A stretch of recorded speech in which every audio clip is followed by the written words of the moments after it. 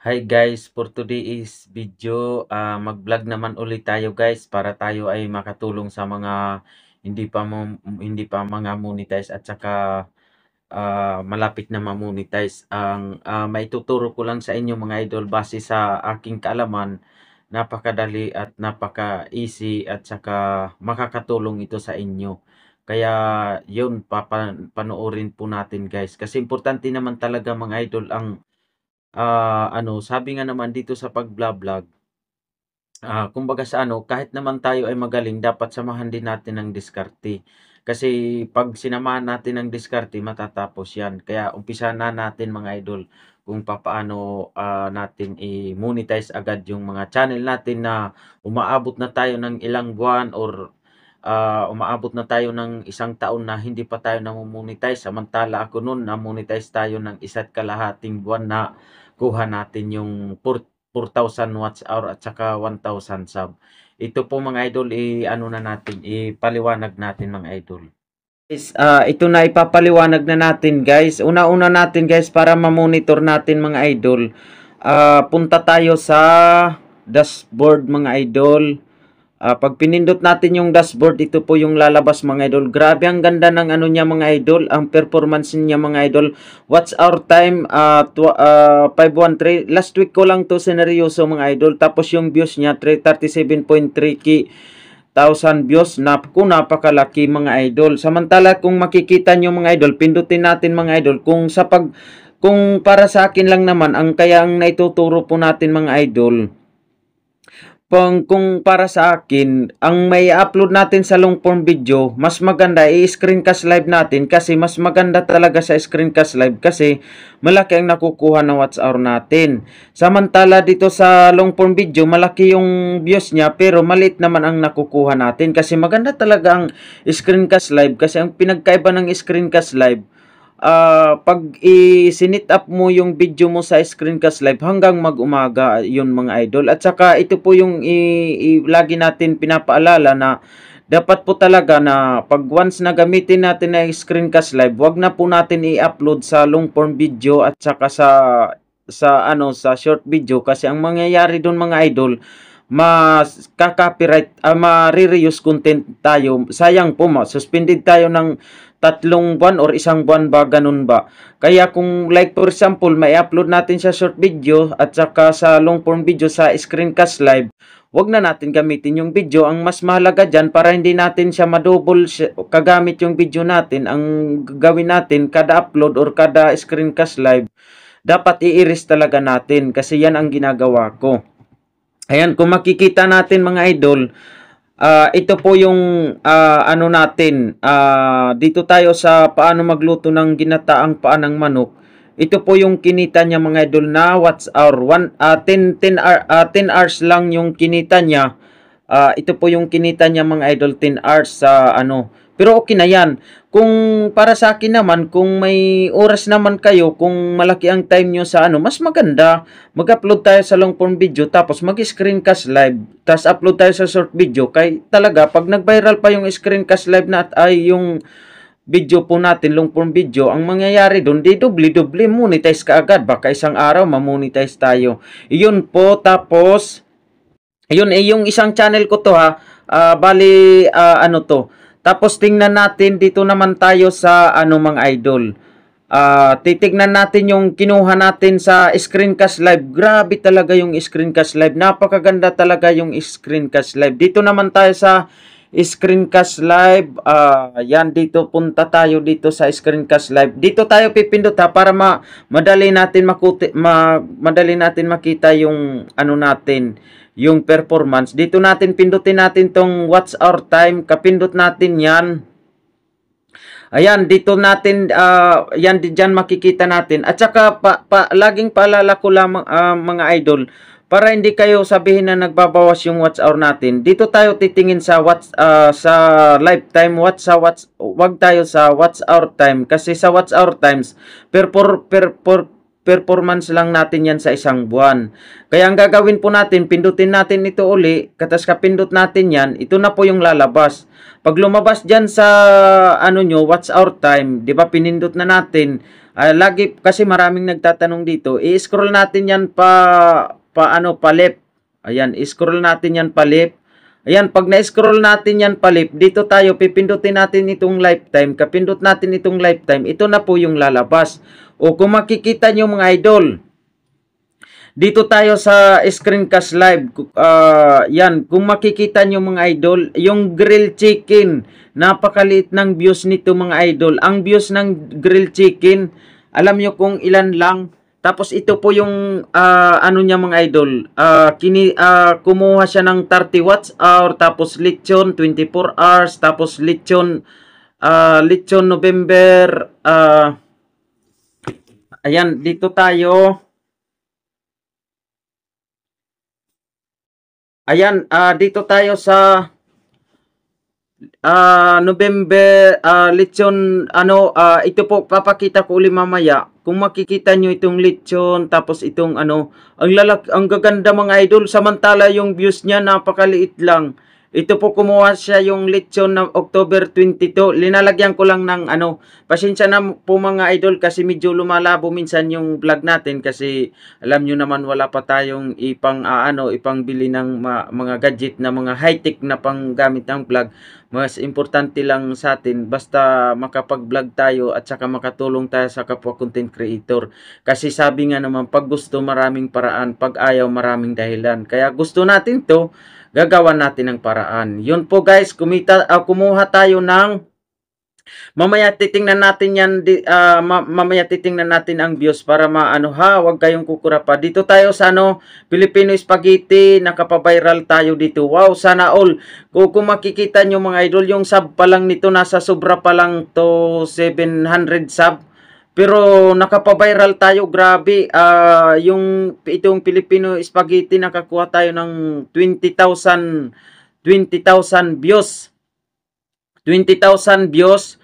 Katapos dito tayo sa mamaya ipapaliwanag ko ulit kung saan malalaki ang nakuha niyan, magandang nakuha niya na sub. Kaya kung ako sa inyo, mas maganda mag-screencast live tayo. Kung gusto niyo ma-monetize agad, mas maganda mag-screencast live tayo.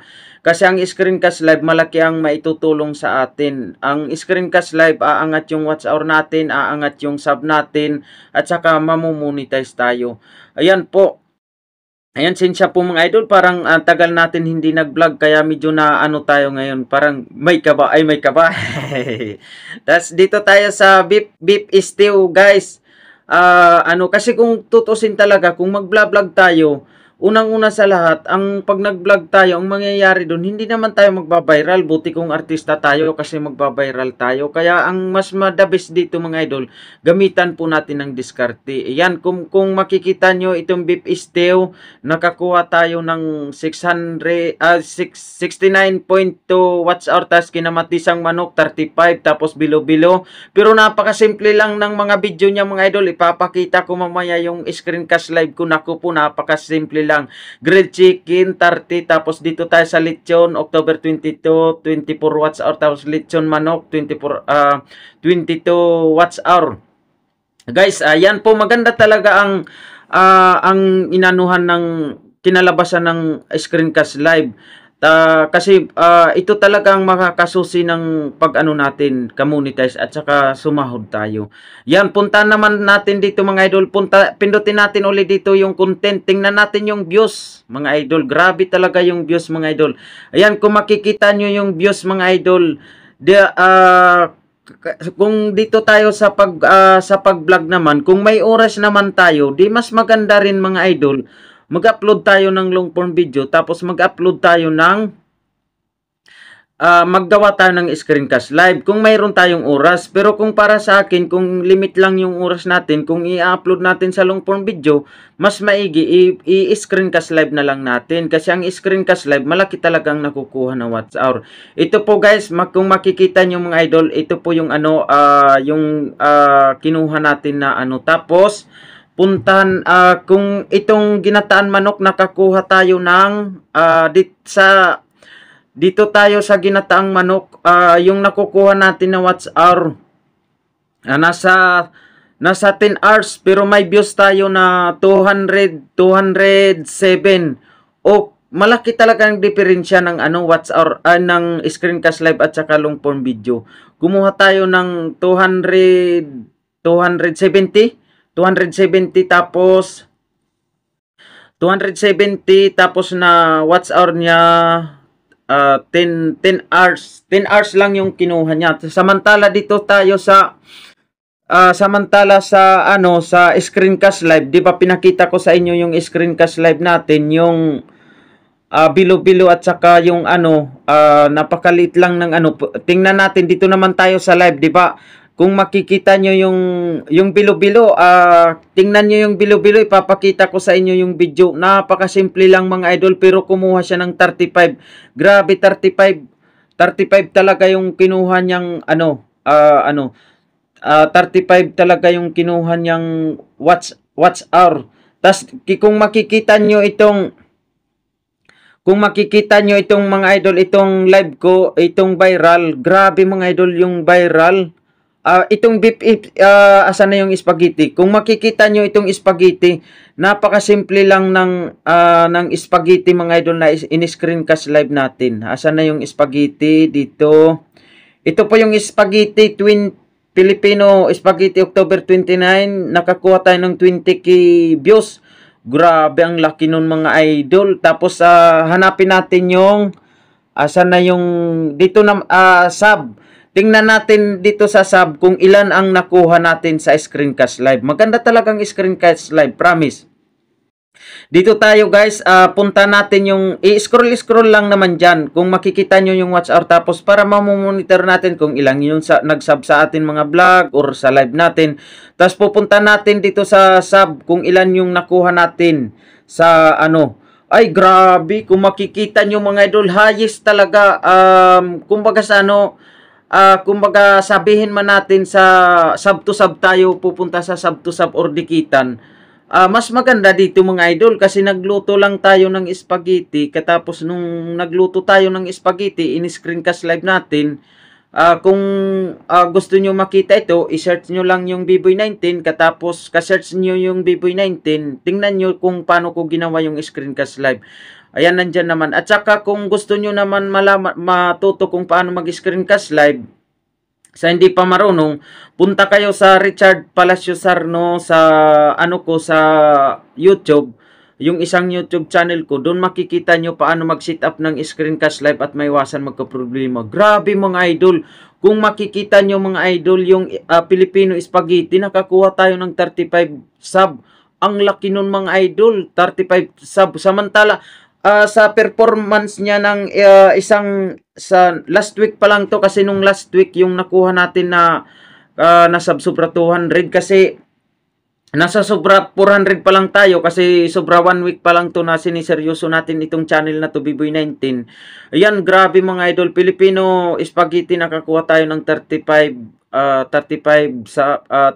sub. Tapos yung paano magluto ng ginataang manok, nakakuha tayo ng 24. Pero mas the best talaga, maggawa pa rin tayo ng quality content kasi sabi nga naman, quality content is the key to ano, yan ang magpapabago natin dito sa buhay natin sa YT. Ayan, dito tayo sa gulay lang, sapat na. Sa short video nakakuha tayo ng 15. Grabe mga idol, madali lang naman kung mapupwede mga idol. Kung gusto nyo talaga ma-monitor yung ano natin, yung performance natin, pupunta lang kayo lagi sa dashboard. 'Di ba? Pindutin natin itong dashboard, tapos ayan, kapindot natin yung dashboard. Ito na po yung mangyayari. Kung gusto nyo makita yung watch hour natin, pindutin natin 'to. Kasi yung watch hour time, 1 month performance lang yan. Bumababa, tumataas. Ang gawin po natin, dito tayo sa pindutin natin, dito tayo mga idol sa watch hour time. Pindutin natin tong watch hour times, tapos i-scroll natin dito sa taas. Tapos pag in-scroll natin sa taas, dito tayo lagi titingin sa lifetime mga idol. Kasi sa lifetime, dyan makikita natin. Ayan, sa lifetime natin, watch hour time, nakakuha na tayo lahat ng 500. Last week ko lang to sineryoso. Grabe talaga ang in-improve natin. Kung tutuloy-tuloy natin, kasi hindi man tayo makapag 100% dito, kasi yung main channel natin, Richard Palacio Sarno, lagi tayo doon nagpapaangat. alas 7 ng gabi hanggang alas 10 ng gabi. Kung gusto niyo umangat yung channel niyo at makakuha kayo ng sub at saka mga legit, pasok lang kayo sa live ko alas 7 ng gabi hanggang alas 10 sa Pilipinas time. Pasok lang kayo, welcome lahat sa ating doon sa ating live. Handa naman tayong makipagtulungan kasi ang inaano natin na mamonetize tayo mga idol. Napakadali lang naman talaga dito sa basta masipag ka lang mag-content, masipag ka lang mag-screencast live. Napakadali mong mamonetize, napakadali mo kasi pag natsambahan yung mga screencast live natin, lagi tayong viral, ang mangyayari doon, di mamomonetize tayo. Kaya yun po talaga ang naipapayo po natin. Kung hindi pa kayo monetize, mag-screencast live na kayo. Kung hindi nyo pa alam yung screencast live, puntahan nyo lang yung Richard Sarno. Ito po yung channel po natin sa Richard Sarno. Ito po yung puntahan nyo mga idol. Punta kayo sa YouTube.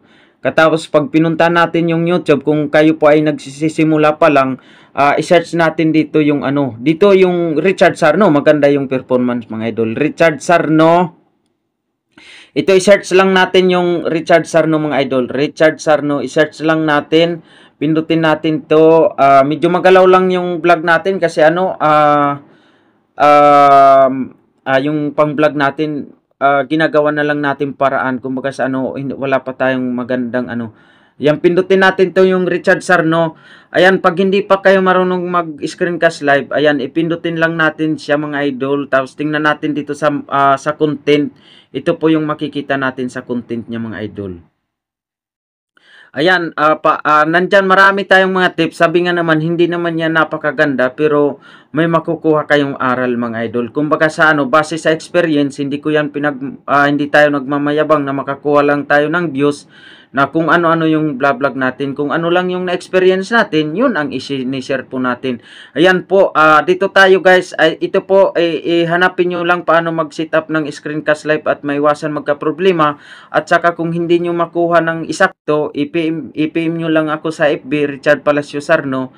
Handa naman tayo mag-reply at sagutin yung mga tanong. Maganda po, marami na tayo dito na tulungan na mag-screencast live kasi the best talaga mga idol. Kaya salamat sa laging nagsusupport sa ating vlog. Lalo na sa mga super chatter natin kasi yung mga super chatter natin dyan tayo lumalakas dyan tayo malakas sa sahod natin. Kaya hindi na natin isa-isahin. Salamat sa mga mabubuting puso, sa mga laging nagsisi ng super chat. Salamat talaga. Ayun po, maraming salamat yun, nakakagwaray tayo. Ito pong vlog na to guys, hindi ko man to, hindi pa monetize at saka para sa mga hindi magagaling. Kasi kung magagaling, wag na kasi baka tayo dun ibasa. Basta, base lang to sa aking experience, sa aking nalaman dito sa YT kung paano tayo mamonetize at kumuha tayo ng watch hour, kumuha tayo ng sub. At saka itong tinuro ko sa inyo na screencast live, mas the best talaga to kasi mga legit talaga to, hindi to nalalagas, hindi to nababawasan yung sub. Like for example, mag-screencast live ka, makakuha ka ng 20,000 views tapos nakakuha ka ng 39 sub. Hindi talaga yan na nagbabawas. Depende na lang kung doon tayo sa dikitan kasi minsan real talk na lang, hindi natin maiwasan dito sa pag-vlog na mayroon talaga nag-a-unsub may nag-a-unsub, may tuloy pa rin. Kumbaga sa hindi natin makokontrol. Kaya kung ako sa inyo, gawin niyo na 'to, mag-screencast live na kayo. Kaya salamat sa laging susupport sa ating mga live at saka sa ating vlog. Salamat at saka sa mga super chatter diyan. Salamat. Shout out diyan. Hindi ko na kayo isa-isahin. Salamat. Sana nagustuhan niyo itong video. Kung nagustuhan niyo itong video, sana naman baka naman please pasub naman. Siyempre, sasamahan natin ng please. Kumbaga sabihin natin, hindi man tayo nagmamakaawa na isub, sasamahan pa rin natin ng please. Kasi kumbaga sabihin natin na, uy, isub mo ako dyan, parang lalo tayo niyan hindi isasub. Sinasamahan niya ng paglalambing. Sabi nga naman, puro pareho lang yan. Kung hihingi tayo ng pera sa misis, or hihingi man tayo ng pera ng allowance natin kung estudyante tayo, siyempre, gagawa natin ng ganun please, ganun. kumbaga, "Nanay please," gano'n, para kahit papaano, kahit hindi man kumbaga sa ano, hindi bibigay ng, sa'tin, nakukuha niya magbigay kasi "Ay, napaka-sweet naman 'tong ano ko, bibigyan ko 'to ng ganito." Gano'n lang 'yun kadali mga idol. Pero pareho din sa sub. Kumbaga sa ano, kahit man hindi man gano'n kaganda yung content natin, yung ano natin, kahit papaano, kahit relatives natin or ano, nagsasab naman sila. Hindi naman sabihin na maski, ano natin relatives, kaibigan, hindi tayo susuportahan, hindi po 'yan. Depende po 'yan sa pakikisama natin. Kung magaling tayong makisama, maganda tayong makisama, matulungin tayo, 'yan talaga kahit, kung tayo tulad sa'kin na ako nag-vlog-vlog dito, sawa naman ng ano, nagsu-support naman sila. Kaya 'yun po, please kung nagustuhan niyo itong vlog, please sub my channel and itong video na 'to kung i-watch niyo naman hindi kayo naman nalulugi kasi babalikan ko naman kayo. 'Yun po talaga mga idol. Kumbaga sa ano, mag-watch kayo sa'kin, iwa-watch ko din kayo. Bibigyan ko kayo ng magandang engagement at, bibigyan ko kayo ng magandang comment. Kaya kung, maraming maraming salamat at, hanggang dito na lang itong vlog, sa susunod uli na vlog. Salamat, salamat mga idol. Thank you so much.